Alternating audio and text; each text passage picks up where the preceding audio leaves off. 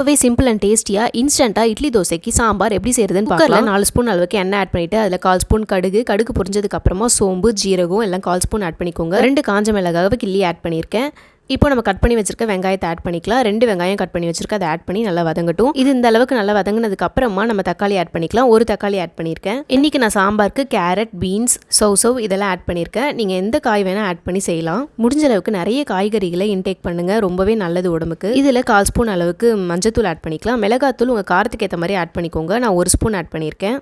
இப்போ இது எல்லாத்தையும் நல்லா மிக்ஸ் பண்ணி விட்டுட்டு இதில் நம்ம தண்ணி ஆட் பண்ணிக்கலாம். இந்த சாம்பாருக்கு தேவையான அளவு சால்ட்டும் ஆட் பண்ணிக்கலாம். கல்லுப்பு மேக்ஸிமம் யூஸ் பண்ணுங்கள், அதுதான் உடம்புக்கு நல்லது. இப்போ தண்ணியெலாம் ஊற்றி நல்லா மிக்ஸ் பண்ணி விட்டுட்டு நான் இன்றைக்கி சாம்பாருக்கு பாசிப்பருப்பு 1/2 கப் அளவுக்கும் பருப்பு 1/2 கப் அளவுக்கும் எடுத்திருக்கேன். இப்போ இதை ஊற வச்சு நல்லா வாஷ் பண்ணி எடுத்து வச்சுருக்கோம். அதை நம்ம குக்கரில் ஆட் பண்ணிக்கலாம். ஆட் பண்ணி 3-4 விசில் விட்டோன்னா சூப்பராக சாம்பார் நம்மளுக்கு ரெடி ஆகிடும். இந்த சாம்பாருக்கு ஒரு பொடி நம்ம ஆட் பண்ணுவோம், அது ரொம்பவே சூப்பராக இருக்கும். அது எப்படி அரைக்கிறதுன்னு பார்க்கலாம்.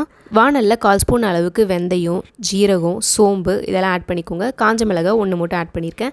இது எல்லாத்தையும் நல்லா வறுத்துக்கலாம். கூடவே ஒரு 2 ஸ்பூன் அளவுக்கு கொத்தமல்லியும் ஆட் பண்ணி நல்லா வறுத்துக்கோங்க. தேங்காய் கொஞ்சமாக ஆட் பண்ணிக்கோங்க. இது எல்லாத்தையும் நல்லா வறுத்து பொன்னிறமானதுக்கப்புறமா ஆறுனதுக்கப்புறமா மிக்சிக்கு ஆட் பண்ணி நம்ம அரைச்சி எடுத்துகிட்டு வந்துடலாம். இப்போ நம்ம குக்கரில் விசில் வந்ததுக்கப்புறமா இதில் கொஞ்சமாக நெய் ஆட் பண்ணிக்கலாம். லாஸ்ட்டாக இதில் நம்ம தேங்காய்லாம் போட்டு அரைச்சி வச்சிருக்க அந்த பேஸ்ட்டை இதில் ஆட் பண்ணிக்கலாம். தேங்காய் ஆட் பண்ணி ஒரு 5 மினிட்ஸ் இது நல்லா கொதிச்சா போதும். தேவையான அளவுக்கு தண்ணியும் ஆட் பண்ணிக்கோங்க. சூப்பரான சாம்பார் சிம்பிள் அண்ட் டேஸ்டியாக ரெடி ஆகிடும். லாஸ்ட்டாக இதில் கொஞ்சமாக புளி கரைசலும் ஆட் பண்ணிக்கோங்க. ரொம்ப ஆட் பண்ண தேவையில்ல, லைட்டாக ஆட் பண்ணுங்கள். சின்ன பீஸ் புளியை ஊற வச்சு ஆட் பண்ணியிருக்கேன். அதில் லாஸ்ட்டாக இதில் கொத்தமல்லி இலையை தூவி விட்டுறலாம். ரொம்பவே சூப்பரான இந்த சாம்பாரை கண்டிப்பாக வீட்டில் ட்ரை பண்ணி பாருங்கள்.